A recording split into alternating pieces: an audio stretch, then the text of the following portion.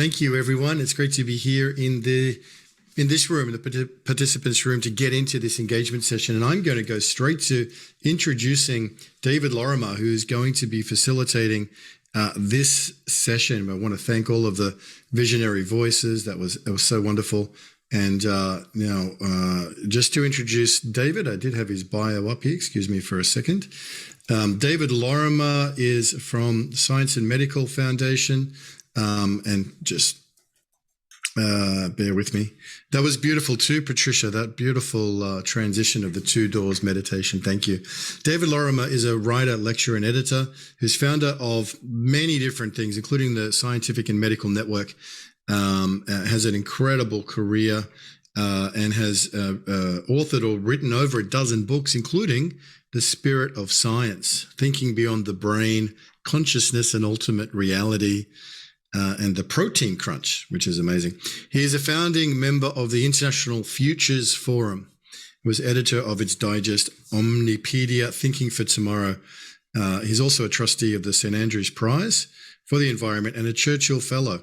Another one of these extraordinary humans that are on the planet at this time doing amazing things. David, thank you for being facilitator of this engagement session. Welcome, and thank you for your beautiful poetry, the golden thread, and the gifts that have really flowed all the way through. It's so great to have you with us. Ben, thank you so much. And it's wonderful to be here with everybody. I've scrolled through the participant list and I've seen a few friends here, but many people I don't know. And so greetings and blessings to everyone on the call after that extraordinarily inspiring session where we heard from many of the evolutionary leaders, the partners, and we're thinking about how we can come together, synergizing for change. And this session will open up some of these ideas and initiatives for us to exchange and take part in. But I'm going to make a few introductory remarks. Then I'm going to say something about Peter Dunoff. I put a PowerPoint at 1725 into the chat if you want to know more about that, because I won't be giving a presentation, obviously. And I'd like to bring two of my sort of mentors in at this point. One I never knew, and that was Dr. Albert Schweitzer. And he said, our task is to become more finely and deeply human, more finely and deeply human. And the other person that came to mind during the remarks was Sir George Trevelyan, who was a pioneer of the New Age, and I knew him very well. And he used to quote this. He said, angels fly because they take themselves lightly. Angels fly because they take themselves lightly. And so I think a sense of humor is critical in this respect. And then once I've spoken about Peter Dunoff, I'm going to introduce my friend Joanna Stratover, who's going to play a couple of his compositions for us. I think what's very important in our time is synergy, symbiosis, as has been said already, but also mutual aid and mutual support. And this is really a decentralized vision of the future. It's unity in diversity, as Jude Currivan often says. It's not mechanical uniformity, which our elites seem to think is the answer to all our problems. We need to copy nature, to be the Holomovement, and to be this unity in diversity. And together, by coming together in this symposium, we're able to meet each other, to be here with our organizations. I'm representing at one level the Scientific and Medical Network, and we have one of our vice presidents, Marilyn Monk, who's on the call with us, and who's written about love from a scientific point of view. And she might be able to put the link in for you into the chat. Now, coming on to Peter Dunoff, this is a picture of the front cover of my edited book, and you can see his benevolent presence there in the book. And I'm going to begin with one of his prayers. And this is him at prayer. And you can see that. It's a very powerful photo. And on the Saturday, this is the weekly round of prayers, we have a small prayer. And what I think is very important is that we need to invoke other levels of being. We can't make this transition on our own. We need to invoke the hierarchies, the angels, spiritual beings, the great masters, who are all trying to help us make this transition that we're here to talk about. And here is the small prayer. Lord my God, make me to see thy face. Gladden me for the sake of thy name. Bless me for the sake of thy mercy. Enlighten me for the sake of thy spirit. Exalt me for the sake of thy word. Help me for the sake of thy promise. Guide me for the sake of thy truth. Support me for the sake of thy justice. Blessed art thou, Lord, forever, for thou art kind and truthful towards all. And this is a prayer by Peter Dunoff. Now, his philosophy of a culture of love is absolutely essential to our future. And this is, he talked himself about being the prophet of a culture of love. And there are 5 principles that he talked about: love, wisdom, truth, goodness, and justice. Goodness or virtue, justice or equity. And principal among these are love, wisdom, and truth.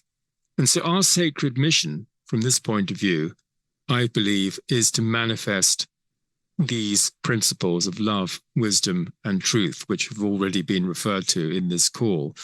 And the qualities of the follower, the disciple, the people who are like us, who are dedicated to divine service, are love, light, peace, and joy. And I would add gratitude to that. Patricia, thank you very much indeed. And these 5 principles are instantiated in the sacred dance movements of paneurythmy. And the paneurythmy, both the movements and the music were composed by Peter Dunoff. And I'm just going to share a couple of preparatory movements with you so you can see the principle that is at stake here. I can't obviously do these properly, but let me just give you a little bit. And here is, may the blessing of God descend on my soul. So you see, blessing of God descend on my soul. And you, if you're doing this outside, you'll be doing it going back 3 times and forward 3 times, away from the center and back to the center. And then the second one is, may divine love live in my soul. And you go right down. I can't describe it. I can't imitate it on a small screen like this, but I'm going to put into the chat a video of me demonstrating the 6 exercises on YouTube, and the formulas are there with them. And so this is something you can do even stationary. May the blessing of God descend on my soul, and you will feel that. You will feel the blessing coming down on your own head, and of course it's a blessing to all of those people who are here. And so at this point, I'm going to introduce my friend and sister in the movement, Joanna Strativa, who's going to play for us 2 of the compositions by Peter Dunoff. And let me just get my text here so that I've got something to refer to. And Joanna, she graduated from the State Music Academy in Sofia, Bulgaria. And she's a laureate of various international competitions and was professor of music at the State Music Academy and the New Bulgarian University. Like Bein-Saduno, Peter Dunoff, she is a violinist. And in another context, you might hear her play the Bach's double violin concerto or his A minor concerto. And she's given concerts throughout Europe and America, and she's recorded 4 audio CDs. What she's going to do is she's going to perform 2 songs by the master Bein-Saduno, which is the spiritual name for Peter Dunoff. And in the teachings of the master, she explains that music plays an essential part And we've heard this from Gary as well, because according to him, music does not belong to our physical world, but comes from a higher world. Music is a link between the physical and the spiritual world, and is a powerful aid, a magical force which has the power to transform. So the culture of love is also a culture of music, a culture of rhythm, a culture of unification. The lyrics of the two songs you're about to hear were given by the master in an ancient sacred language called Vatan, V-A-T-A-N, which cannot be translated into modern languages. And he composed 200 songs, and some of these I sing on a regular basis, as well as doing the exercises. And she writes that if one performs this music with concentration and absorption, one will be able to penetrate the content of the text. The first song is called Neva Sanzu. The words Neva Sanzu are like a mantra, a prayer, or the name of a higher being, a higher power. The song gives the idea of the sacrifice that superior beings make when they come down to earth to help us, the bodhisattvas, if you like. And the second song is one of my favorites, and it's called The Inner Voice of God. Sorry, I've forgotten the word for voice. The Inner Voice of God. It's a musical meditation in which we touch something great and something sublime and beautiful that resonates deep within our soul. Voice, in fact, is glas in Bulgarian, I've just remembered. So I'm going to hand over now to Joanna, who is in Sofia with Jordanka, her friend, who is assuring the technical connection.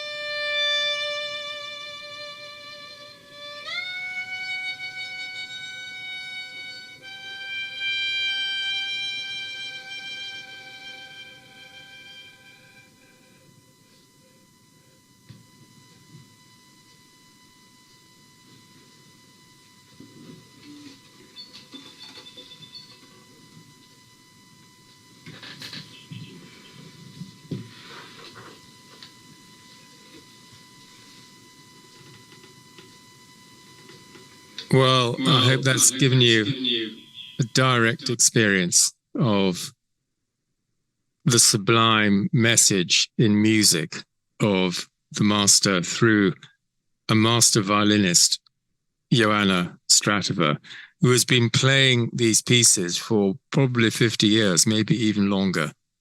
And so she plays the music. It just comes straight through her as a transmission. The Inner Voice of God was the last one. And it's one of my favorite songs, which is why I asked Joanna to play it for us. And I love the butterfly. It's very, very beautiful and symbolic. So thank you so much, Joanna, for joining us. I'm going to move now towards our breakout rooms, which we're going to have for 15 minutes. And before I do that, I'm going to read you my poem, The Buried Seeds of Initiation. And the idea behind reading this at this point is that the seeds we plant are what will come up in the culture of the future. And so the questions that we're going to be looking at in the breakout rooms of up to 5 people will be, what am I already doing to be synergizing the change? What seeds have I planted, or am I planting? And the second question, which leads on from it, what seeds am I inspired to plant by our time together? So you may know the quotation, I only came across this recently. This is what's at the head of this poem. They thought they'd buried us, but they forgot we were seeds. They thought they'd buried us, but they forgot we were seeds. And I wrote this in Epidavros at the sacred site in Greece, which is one of the great shrines and sacred places of Greece. Long since forgotten, overlaid by centuries of neglect and distraction, those perennial seeds gestated slowly underground, patiently awaiting new conditions for life. Now comes the water bearer to unfold the mysteries anew. Within our souls reborn, those seeds can sprout once more, pushing through the hardened soil, opening into light and sky to blossom once again. Exquisite scents pervade the air, spread with delicate grace. Few are those like bees who catch a whiff, who sense and smell such faint and subtle perfumes. We are those buried seeds, those grains of wheat, nourished in darkness, strengthened in tribulation, sacrificed for truth, who freely gave our lives in fire and courtroom. This time round, we draw together, closely, intimately, in open circles of trust, transforming such bitter fruits of traumas past into a nectar of such sweetness, a viscous golden honey, so all can come and taste this wisdom of life renewed, this radiant love reborn. So all can come and taste this wisdom of life renewed, this radiant love reborn.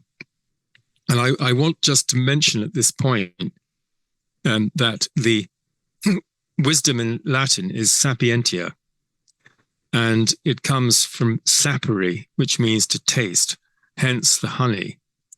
And I don't know about you, but I'm a great fan of honey, and I have some nearly every day. So there you are, and sweetness also, the nectar.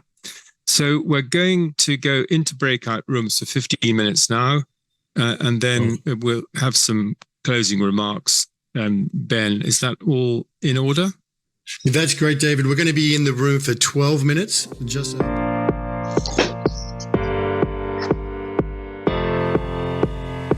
Beautiful, Patricia. Great job. Beautiful transition. Thank you. Thank you. Thank you. Well.